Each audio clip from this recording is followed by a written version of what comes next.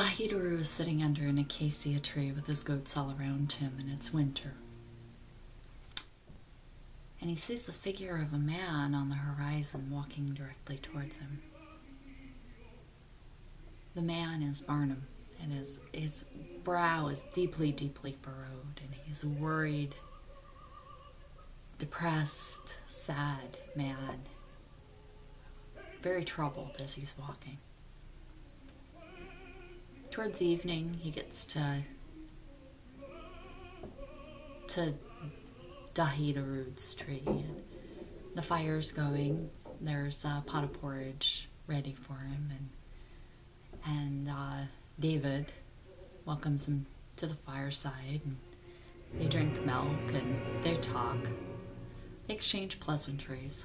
You walked all the way across the plains just to have porridge with me. Want a cup of coffee too? He's like, yes, actually I did. Wow, you must not have any friends these days. No, actually I don't. Really? So you left your wife and your kids back at the store to take care of things there for you? No, I left them at the river in a tree. Really? Who's watching the store? I lost the store.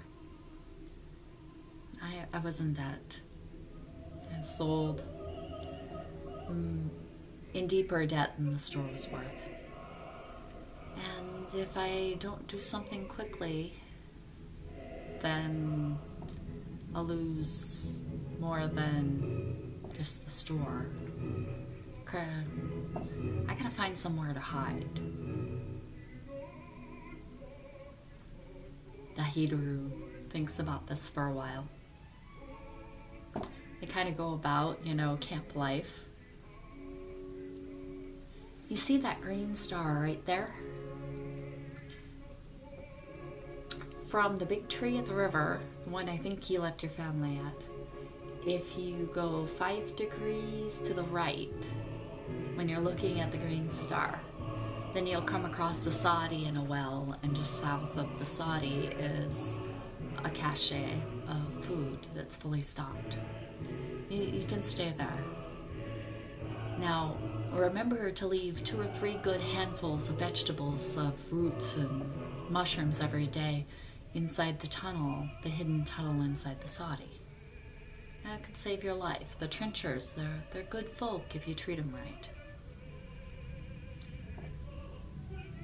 Dahid slept by the fire that night, got up in the morning, and walked with a brisker pace now that he knew what was going to happen and how things were going to go. This was the first ray of hope that he'd had in a long time.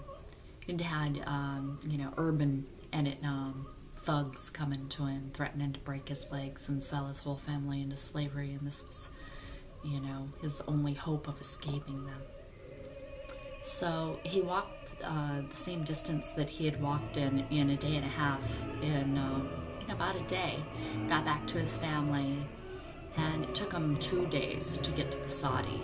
And they were worn out, sick, his children crying and sleeping as he carried them a lot of the way. He felt so sad that he was dragging his wife and his children through all of this. So anyways, they get to the sadi and they start feeling better almost immediately once they had a home to settle into and a warm fire and food, and he did as Dahidaru said, and he gave the offering to the trenchers every day. It was one day, there's smoke coming from his fireplace, and it drew these Anatnam mountain men hunters, and they could hear the footsteps outside, thum, thum, thum. And Barnum pulled the false panel off the side of the wall of the sadi, and he ran outside and started talking like crazy to the Anatnams just to distract them so his family could get down the hole. And they were like, "What are you doing out here? We were expecting grazers. You ain't no grazer."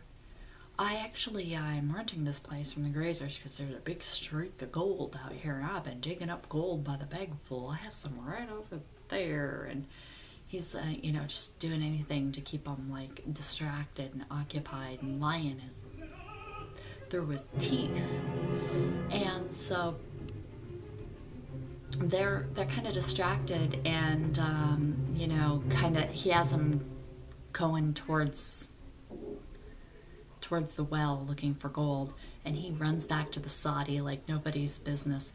The Anatnoms, they have really long legs and they can really move, and he has a good head start on him though, and he jumps into the soddy head first and scrambles towards the hole, and one of the Anatnoms grabs him by the leg as he's squirreling down the hole, and he pulls out a boot knife and he stabs it into the Anatnom's hand, and he lets go of his foot, and he runs down the hole, and he pulls the lever that causes the hole to collapse behind him so that they can't follow him very easily.